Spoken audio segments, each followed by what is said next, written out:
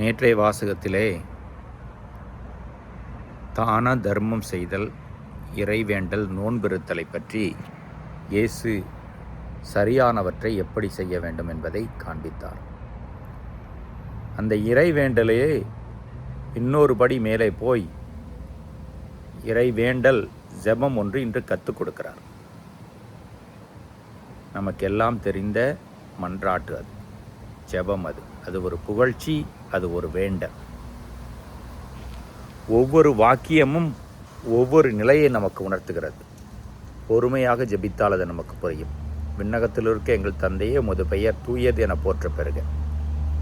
கடவுளுடைய புனிதத்தை ஏற்றுக்கொண்டு ஆராதிப்பது. உமது அரசு வருக.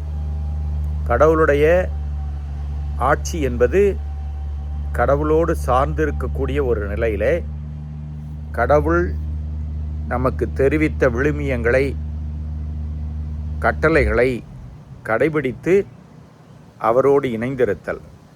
அப்பொழுது அவரது ஆட்சிக்கு உட்பட்டிருப்போம். உம்முடைய விருப்பம் விண்ணுலகில் நிறைவேறுவது போல மண்ணுலகிலும் நிறைவேறட்டும். கடவுளுடைய விருப்பம் நாம் அவரை அன்பு செய்ய வேண்டும், நாம் எல்லாம் மீட்கப்பட வேண்டும். விண்ணுலகில் இருக்கிறவர்கள் அந்த விருப்பத்தை நிறைவேற்றியவர்கள். நாம் அதற்கு உடன்பட்டு ஜெபிக்கிறோம். எங்கள் அன்றாட உணவை இன்று எங்களுக்கு தாரும். அன்றாட உணவு என்று சொல்கிற பொழுது நமது உடல் சார்ந்த, ஆன்மா சார்ந்த தேவைகள் எது தேவையோ அதை தாரும். எங்களுக்கு எதிராக குற்றம் செய்வோரை நாங்கள் பொறுப்பது போல எங்கள் பாவங்களை பொறுத்தருளும், மன்னித்தருளும். இது ஒரு முக்கியமான வாக்கியம். மன்னிக்க மனதளவிலே போராடி கொண்டிருக்கிறவர்கள் இதை உணர்ந்து ஜெபித்தால் மன்னிக்கக்கூடிய பலம் வரும். நம்முடைய பாவங்களுக்கும் நாம் மன்னிப்பு பெறுவோம். எங்களை சோதனையில் விழவிடாதேயும். அது நமக்கெல்லாம் தெரிந்தது தான், எப்படி நம்முடைய வாழ்வு போராட்டமாக இருக்கிறது என்று. அந்த போராட்டத்திலே பாவத்திலே விழுந்து விடாமல் இருப்பதற்கு கடவுளுடைய அருளை கேட்டு ஜெபிக்கிறோம்.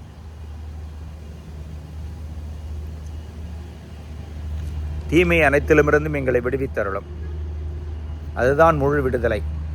தீயோனிடமிருந்து விடுதலை, அதுதான் மீட்பு.